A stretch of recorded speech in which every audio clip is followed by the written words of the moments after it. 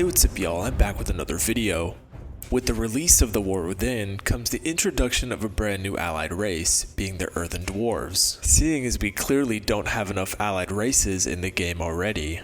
Much like the Pandaren, the Earthen are an allied race that is neutral both to the Alliance and the Horde, meaning that you can join up on either side, as if that means anything nowadays. In this video, I'm going to be going over how you can unlock the brand new Earthen allied race, as well as go over their abilities and features. Anyways, that being said, let's just get right into it. The Earthen have some pretty cool racials, at least in my opinion, the first of which being Azerite Surge, a wind-up ability that not only deals damage, but heals allies as well. The ability is pretty interesting, dealing conical frontal damage and healing, but also dealing additional damage to the enemy with the highest current HP, making for an interesting mechanic. The main drawback to the ability is that it takes over 2 seconds to maximize the cast, which is just slightly less time than casting Chaos Bolt with 0% haste, which is pretty bad. The general consensus with the ability seems that it isn't worth the 1 or 2 global cooldowns for the amount of damage and healing that it does, but who knows? Maybe that 2.5 seconds that you waste will make or break that boss kill. Nah, I'm just kidding, it's pretty worthless. The second racial that the Earthen have is Hyper Productive, giving you a 2% based increase to your finesse stat, increasing the chance to obtain rare materials while gathering. Now, while this is actually pretty significant if you're running gathering professions, it essentially locks you into running dual gathering as an Earthen, but not like that's a big deal since that's where a majority of the money this expansion seems to have been coming from. I'll be talking more about finesse and its use in an upcoming video, so if you want to learn more about it and how you can macro manage it, keep your eyes out for that. The next racial that the Earthen have is Ingest Materials. While a cool racial, I can see it being incredibly frustrating for a lot of players in the long run. The racial works by essentially removing the ability to consume food as an Earthen, instead giving you a permanent well-fed buff that can be activated by consuming colored gems. As opposed to going over what the different colored gems do, I'll just post it on the screen right now, just let me know when you're ready to continue.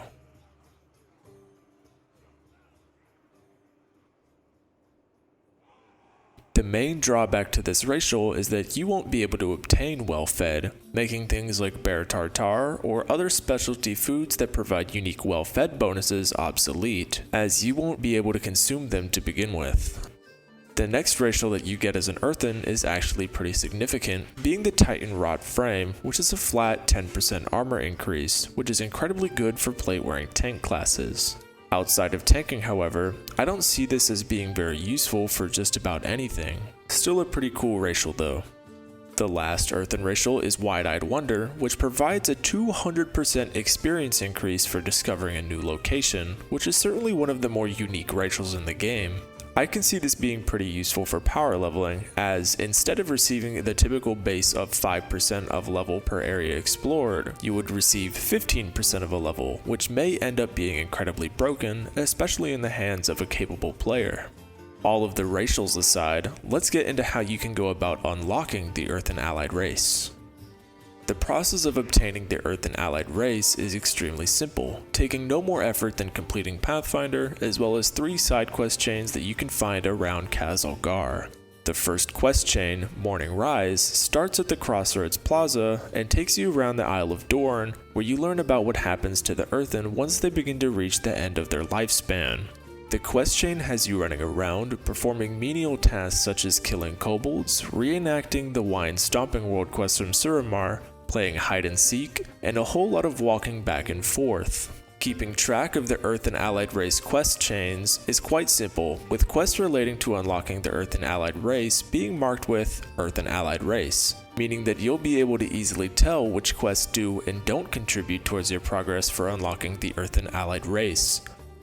Earthen allied race. After completing Morning Rise, you can just fly over to Dornegal, where you'll be able to start the quest line for Merrick's and Steelvein.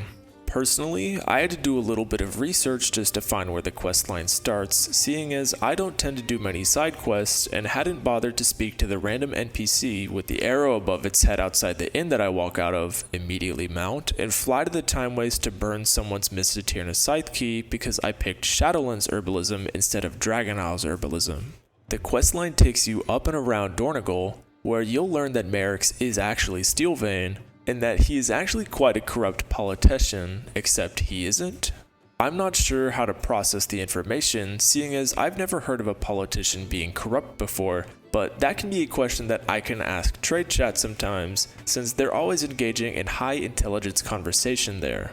The quest line itself finishes in the Ringing Deeps, where you kill some robots and there's a guy there. I probably should have read the quest text or listened to any of the audio, but I kind of just wanted to get the race for the mount progress towards the mount collection meta achievement, so it's whatever.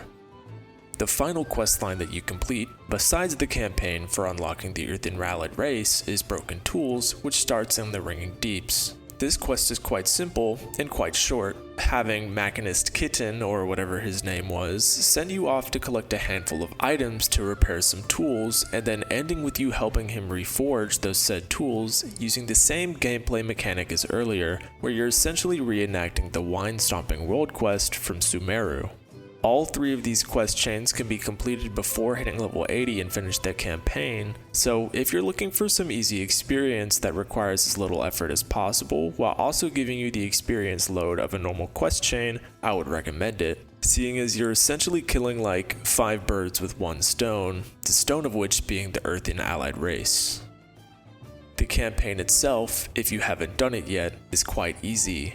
Simply follow the main campaign quest line up until the very end, where you'll have to complete a very easy scenario where Anduin, the son of Varian in case you had forgotten up to this point, whines and moans for 10 minutes straight about not being enough or whatever.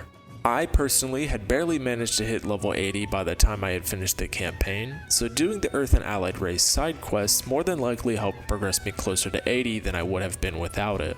Once you've completed the campaign, as well as the other 3 quest lines, you can simply turn that quest into Anduin and collect your new allied race, and more importantly, the mount that comes with it. Anyways guys, thanks for watching. I hope that this video was informative and maybe even convinced you to play human. For me personally, it's always exciting whenever Blizzard decides to add a new allied race to the game, since it reaffirms me that being a human-only player was definitely the right decision.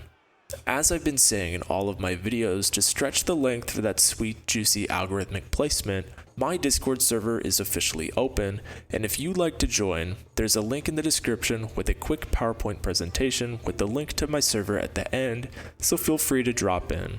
I'd also like to mention that my guild, The Guy, is currently recruiting for high-end PvE content, as well as guild activities such as posting up in largely populated areas, as well as general activities and remaining nonchalant during high-pressure situations. And if you'd like to join, feel free to join my Discord or shoot Bonesaw or I a message in-game so that we can deliberate on your acceptance. Anyways, that being said, as always, peace.